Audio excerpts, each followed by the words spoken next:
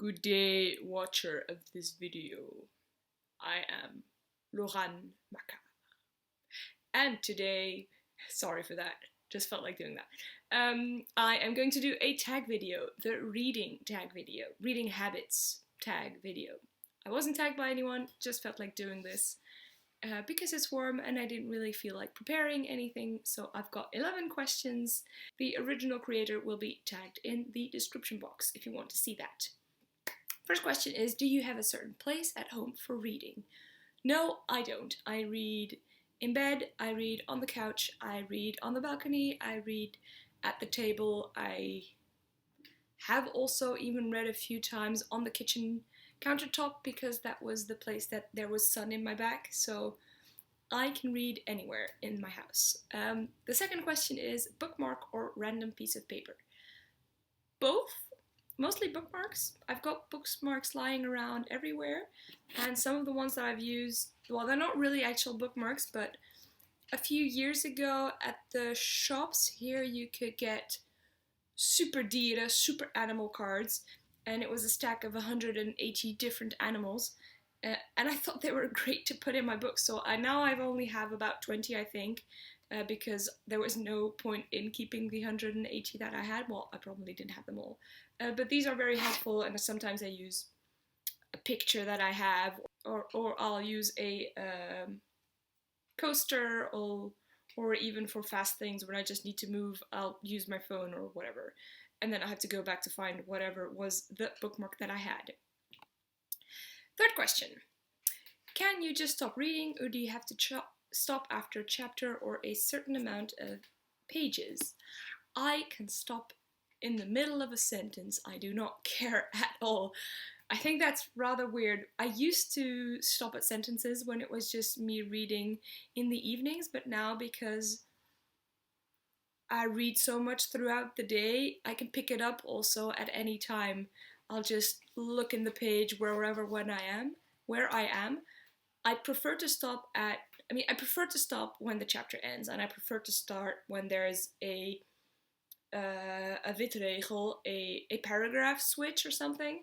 But sometimes I don't even notice. A while back with my book club, we read One Flew Over the Cuckoo's Nest, and it's only in the discussions that people said, oh yeah, that they didn't like that the book didn't have chapters, and I hadn't even noticed. So that's my take on that.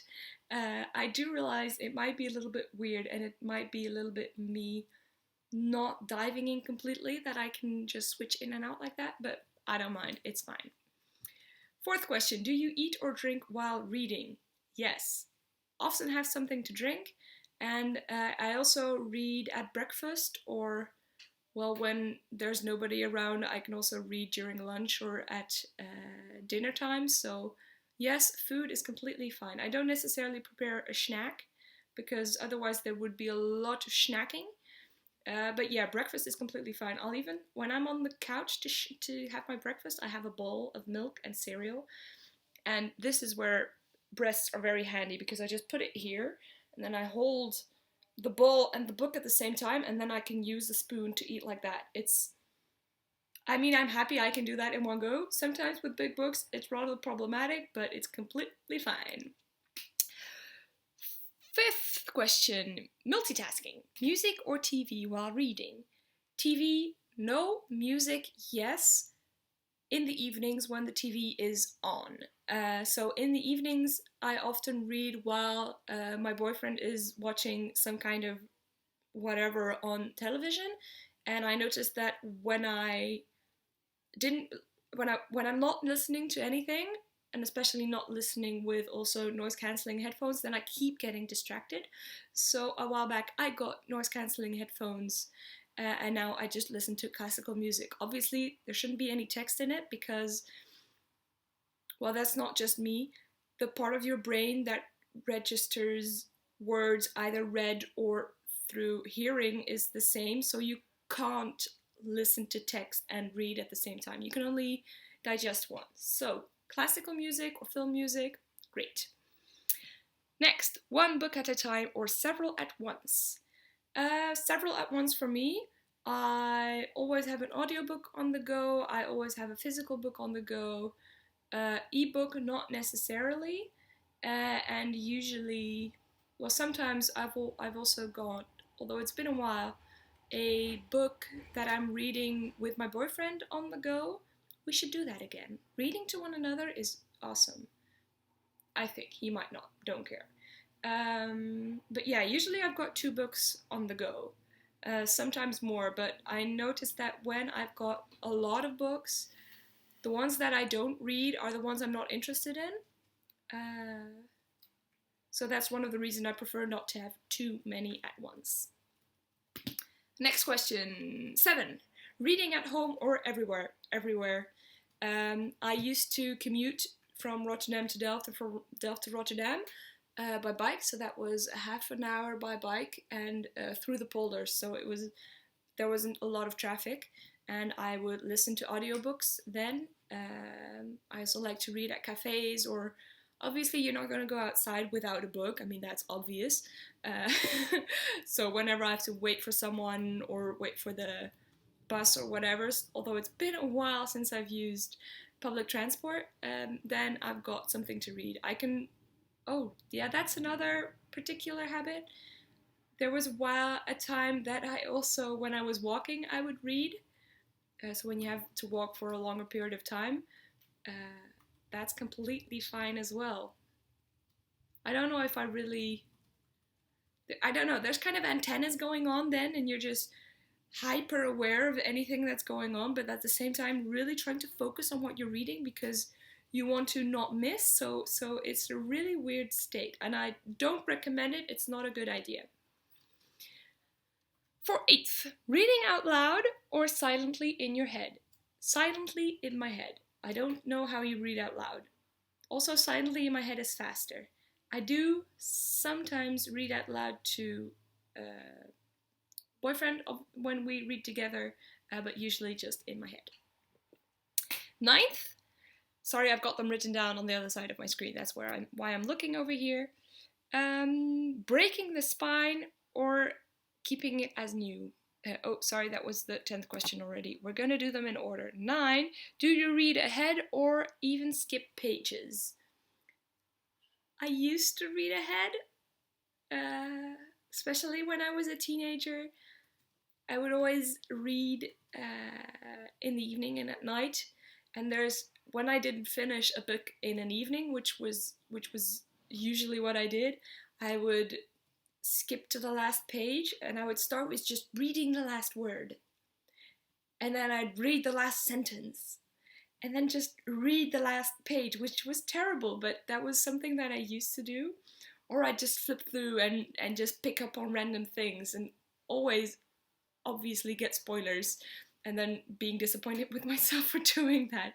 So I've stopped with that habit. And also what I used to do, and that I'm also happy to say that I'm not doing anymore, is that I would diagonally read the pages where there were too much descriptions. So anytime there would be a large paragraph and there wouldn't be enough text, well, there wouldn't be a dialogue or description of something happening, but just a description of a house, I don't visualize things when I read them. So for me, a description of a house, it's just words and they don't do anything to me. Well, they used to. Now I'm getting better at it. So yeah, I used to skip that. But now I read everything. Happy for that. Not that I'm judging people who don't. Now we get to the 10th question. Breaking the spine or keeping it like new? Keeping it like new. I find people who break the spine monsters. I'm trying not to judge, but I can't. I find breaking the spine horrible. I had a friend. We're not talking anymore. Obviously, no, we're still talking. We're still friends. But she folds the books like this and then reads. I hate when I feel the spine breaking. It just breaks my heart. So no, keeping it as new. I find it prettier. I prefer to read it. The book feels like it's one thing instead of like, it feels broken. It's breaking the spine. It's broken. It's not. Okay, I'm gonna stop. Then, do you write in your books? Since approximately last year, I think I've started now in pencil to writing books. It mostly, well, it only happens in non-fiction. When I really want to, when there's just so much information coming at you that I like to have a mini summary, or like just one word for me to help digest and help remember when I reopen it. Fiction, not necessarily, although I just did it with De Avond is Ongemak by Marieke Lucas Wijnveld, but then so what I do is, when I like a few sentences, what I do is that I dog ear it. And now what I did also was underline it. And I used to only dog ear and then write it down. Earlier I had a book where I would write down quotes, but now I'm too lazy for that. So yeah, I do now write in books, although if you would have told Laurent of 2 years ago that I did that, I would probably have disinherited myself. So that is the reading tag. Now, I was not tagged, so I'm not gonna tag anybody either. But I like learning about reading habits, so I would love it if you have a channel, if you did this tag, and otherwise just tell me about your reading habits. Tell me if you break the spine, because then I know if it's worth for me to keep talking to you or not. See you in another video. Bye!